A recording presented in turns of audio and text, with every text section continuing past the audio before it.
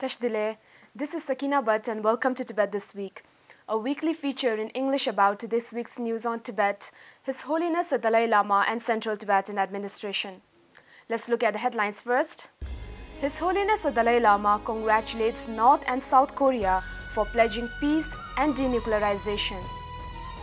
President Dr. Lobsang Singye launches Central Tibetan Administration's trilingual news app.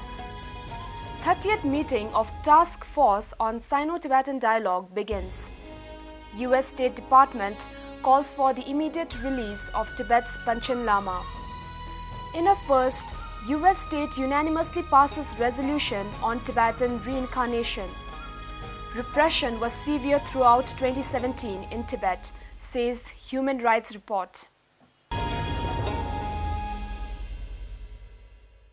His Holiness the Dalai Lama has congratulated North Korean leader Kim Jong-un and South Korea's President Moon Jae-in for holding the historic summit to promote peace and denuclearize the Korean peninsula on Monday this week. His Holiness wrote, "As an avowed campaigner for demilitarization throughout the world and the complete elimination of all nuclear weapons, I wholeheartedly welcome the outcome of your discussions to secure lasting peace on the Korean peninsula." In a historic summit, North Korean leader Kim Jong-un met with South Korean President Moon Jae-in at the demilitarized zone between the two countries on 27 April and agreed to work toward a peaceful agreement to formally end the Korean War 68 years after it began. President of Central Tibetan Administration Dr. Lobsang Singye launched CTA's trilingual news app Tibet.net in an initiative to make Tibet-related news and information accessible on smartphones on Friday last week. Dr. Singye said, "As per our 550 vision, we just launched a news app where you can access Tibet.net news in Tibetan, English and Chinese so that Tibetans and our friends around the world who are interested in Tibet-related issues will have ready-made app on their smartphones."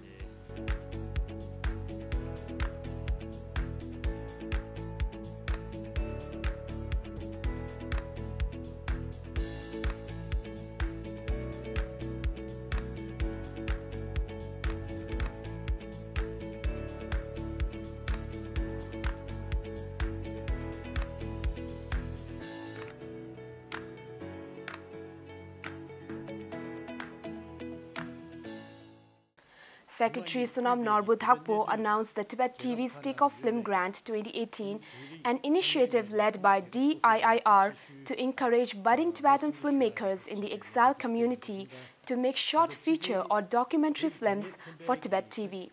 As per the program, aspiring filmmakers from India, North America, Europe and Australia-Asia can avail a total grant of 200,000 rupees for making a film on any one of the themes pertaining to Thank You Year 2018. The 30th meeting of the Task Force on Sino-Tibetan Dialogue at Asia Health Resort in Upper Dharamshala began on Tuesday this week.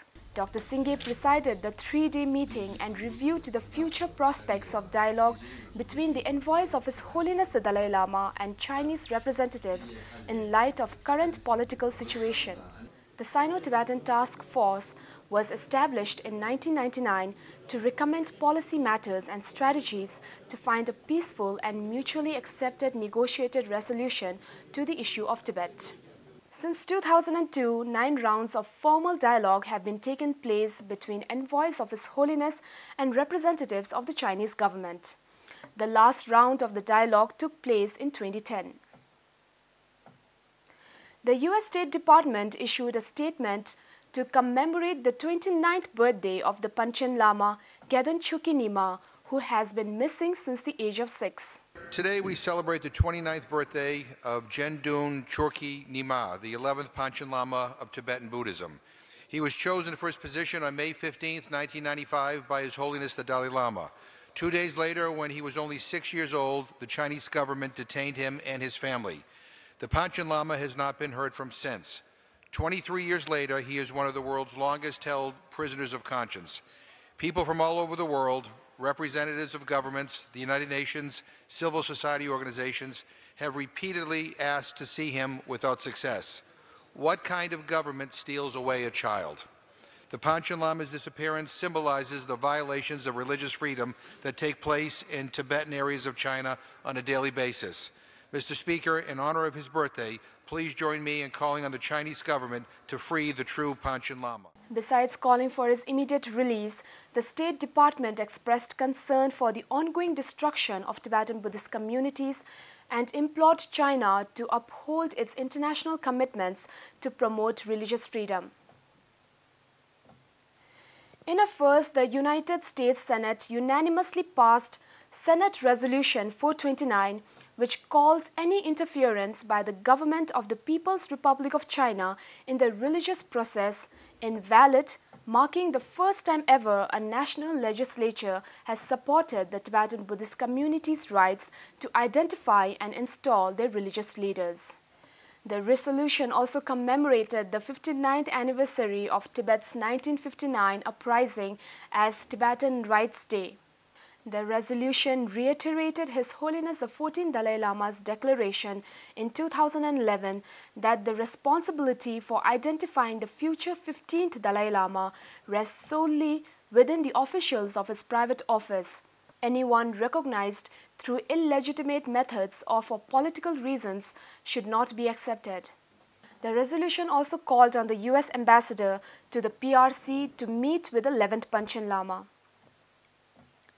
The U.S. State Department's Bureau of Democracy, Human Rights and Labor in Washington, D.C.